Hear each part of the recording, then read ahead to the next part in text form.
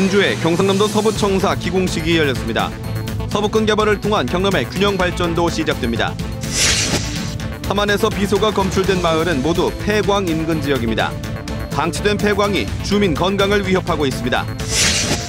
정부의 글로벌 전문기업 육성 사업에서 경남 기업은 한 곳만 선정됐습니다. 미래 경쟁력 약화에 대한 우려가 제기됩니다. 마산 해양신도시 서항지구가 비즈니스 중심으로 개발됩니다. 기업의 연구에서 홍보까지 모두 한 곳에서 해결하는 기능을 갖추게 됩니다.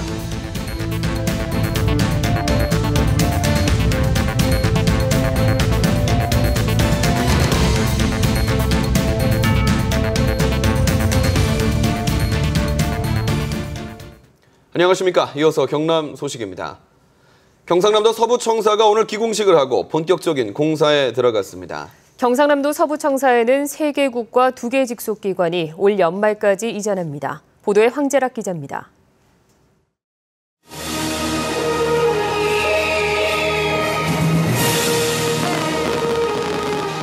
경상남도 서부청사가 힘찬 출발을 알렸습니다.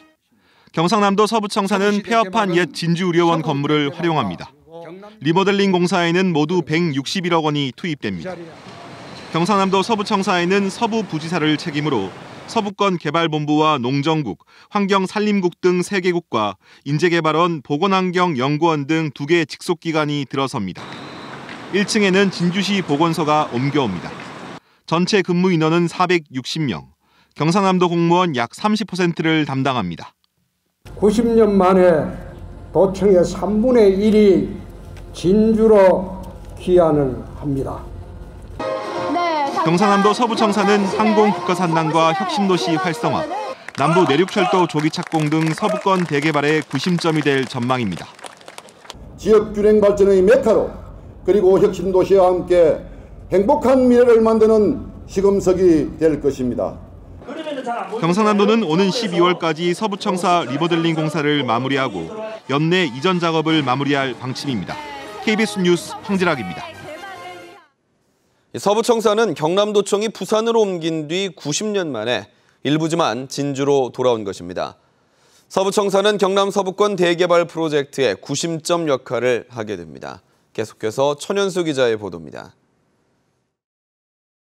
1925년 일제강점기 진주에 있던 경남도청은 부산으로 옮겨집니다. 당시에는 경남과 부산이 한 행정구역이었습니다.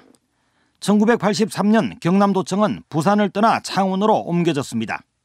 경남 서부 지역민들이 도청을 뺏겼다는 상실감은 이후 30여 년 동안 이어졌습니다. 경남도청 서부청사는 90년 만에 일부 기능이 진주로 돌아간 것입니다. 중동부 권역에 비해 낙후성을 면치 못했던 서부권은 도청의 귀환으로 받아들이고 있습니다. 우리 진주는 진주만의 발전이라기보다는 서부 경남 그리고 나아가서는 경남 전체의 균형 발전의 획을 끊는 중요한 계기라고 저는 생각합니다. 서부청사는 진주에서 거창, 하동까지 경남 전체 면적의 절반인 8개 시군, 인구 74만 명의 중심이 됩니다. 진주 혁신도시를 거점으로 경상남도 서부권 대개발 프로젝트를 주도합니다. 김천에서 거제를 잇는 남부 내륙철도 KTX 건설과 진주 사천 항공국가산업단지 조기 착수, 한방 항로산업 기반 구축 등이 당면한 현안 과제입니다. 경상남도는 현재 17% 선인 서부권의 경남 경제에서 차지하는 비중이 단시간 안에 획기적으로 높아질 것으로 전망하고 있습니다. 이번 서부청사 개청으로 이 모든 것이 폭발하는 저는 방아쇠 역할을 하게 될 거라 이렇게 봅니다. 경상남도 서부청사는 경남의 균형 발전과 신성장 동력 확보에 책임을 안게 됐습니다. KBS 뉴스 천연수입니다. 다음 소식입니다. 함안에서 비소가 검출된 마을은 모두 폐광 인근 지역입니다. 문제는 이 폐광들이 토양오염 위험 때문에 정부로부터 보건사업 대상으로 지정됐지만 복원은커녕 수년째 방치돼 왔다는 것입니다. 김준원 기자가 취재했습니다. 일제감정기 때 전국 3대 구리광산으로 명성을 떨친 곳입니다. 개인이 운영을 하다 문을 닫은 지 30여 년. 구리를 캐고 버린 폐석들 틈으로 오염된 물이 흘러나옵니다. 500여 미터 떨어진 곳에 넓게 펼쳐진 논 역시도 오염돼 재구시를 못하고 있습니다. 농사를 나락이 안 되더라고요. 쪽쪽 쨍그마치 해가 막 씨가 나가지고 그물이 들어가네요. 지난 2011년 폐강을 관리하는 정부기관인 광해관리공단의 조사 결과 폐강 인근 논밭에서도 중금속이 검출됐습니다. 폐강에서 수백 미터 떨어진 논밭 35만 제곱미터에서 비소가 검출돼 올해는 이렇게 농사를 짓지 못하고 있습니다. 조사 결과가 나온 지 3년이 넘었지만 오염된 흙을 대체하는 복원공사는 시작도 못했습니다. 예산 탓만 하고 있습니다. 비 오거나 그럴 경우에 그 오염물질들이 하부로 스며들 가능성이 있어요. 설계를 완료했는데 일단 좀 예산 사정이나 또 저희 전국적으로 토양사업을 하기 때문에 비소가 검출된 4개 마을 주변의 폐광은 사정이 더 심각합니다. 지난 2008년 방치된 폐석에서 중금속이 확산될 우려가 있다는 정밀조사 결과가 나왔지만 7년 동안 아무런 조치도 없었습니다. 이 인근 지질이 비소나 카드뮴, 구리, 은 같은 다양한 그 중금속이 금속이 포함되어 있는 지층인 것 같습니다. 일단 원천적으로는 폐쇄하는 게 맞고요, 지하수를.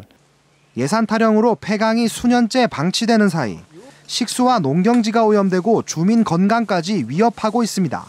KBS 뉴스 김준원입니다. 정부의 글로벌 전문기업 육성 사업에서 경남 기업들이 계속 소외되고 있습니다. 그만큼 경남의 미래 경쟁력이 떨어지는 것은 아닌지 우려가 커지고 있습니다. 오종우 기자의 보도입니다. 밸브와 배관 연결장치 등을 생산하는 김해안 중소기업. 정부의 대표적인 기업 육성 사업인 월드클래스 300 및 글로벌 전문기업으로 선정됐습니다. 연구개발비만 매년 최대 15억 원씩 지원받을 수 있어 기대감이 큽니다. 글로벌 마케팅이라든가 또 인력 확보, 새로운 기술을 개발하는 데는 이게 필수적으로 기업 성장에 꼭 필요한 그런 부분이라고 할 수 있겠습니다.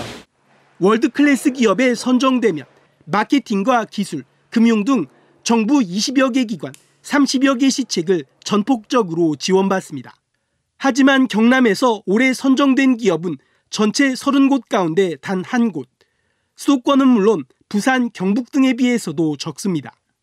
2011년부터 지정된 누적 기업 수에서도 전체 220곳 가운데 경남은 7곳으로 다른 시도에 비해 적습니다.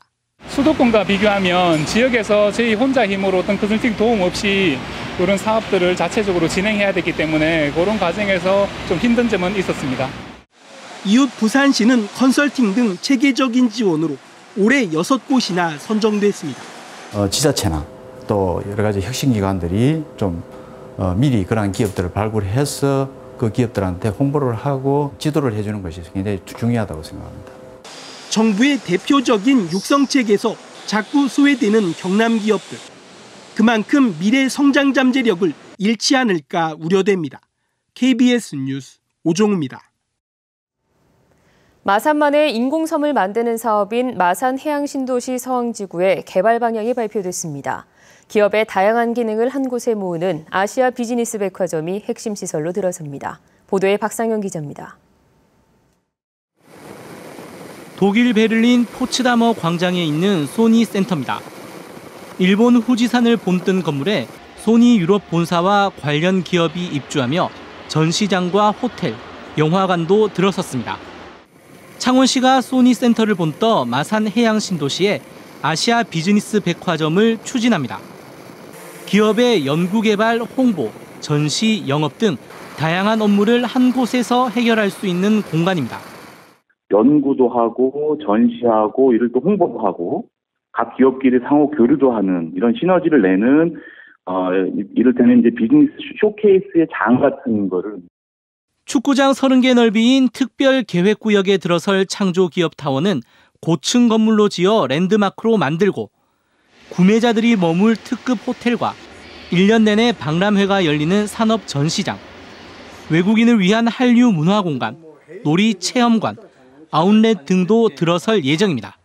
해외 투자 설명회를 유치하여 해외 이수화를 지켜나가고 국내에서는 창조혁신센터라든지 상공회의소 그리고 관심을 가지고 있는 기업을 상대로 창원시는 올해 말까지 민간 투자자 사업 제안서를 받아 내년 초 우선 협상 대상자를 선정할 계획입니다. 창원시는 마산해양신도시 조성이 끝나는 2023년이면 한 해 방문객만 200만 명에 2만 명이 상주할 것으로 예상하고 있습니다. KBS 뉴스 박상현입니다.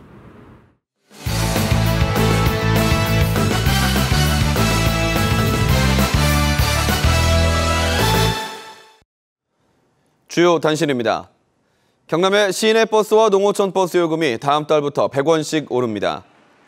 경상남도는 최근 소비자정책위원회를 개최하고 일반인 현금 기준으로 시내버스 요금은 1,300원, 농어촌 버스는 1,250원, 창원시 좌석 버스는 1,800원으로 각각 100원씩 인상하기로 결정했습니다.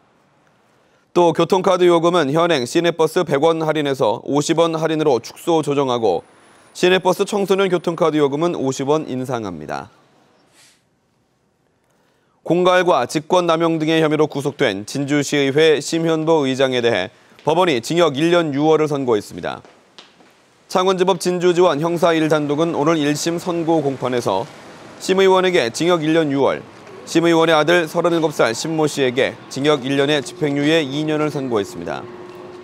심현보 의원은 공무원에게 압력을 넣어 다른 사람 이름으로 공사를 수주한 뒤 자기 아들이 시공하는 방법으로 52차례에 걸쳐 84억 원 상당의 공사를 부당하게 수주해 이익을 챙긴 혐의로 지난 2월에 구속 기소됐습니다. 사천시 공무원이 시의원에게 협박성 편지를 보낸 사실이 드러나 물의를 빚고 있습니다. 윤형근 사천시 의원은 지난 5월 사천시 한 공무원으로부터 재선에 성공하고 싶다면 시장과 대립하지 말라는 내용의 A4 용지 석 장 분량의 편지를 받았으며 해당 공무원이 사과를 했다고 밝혔습니다.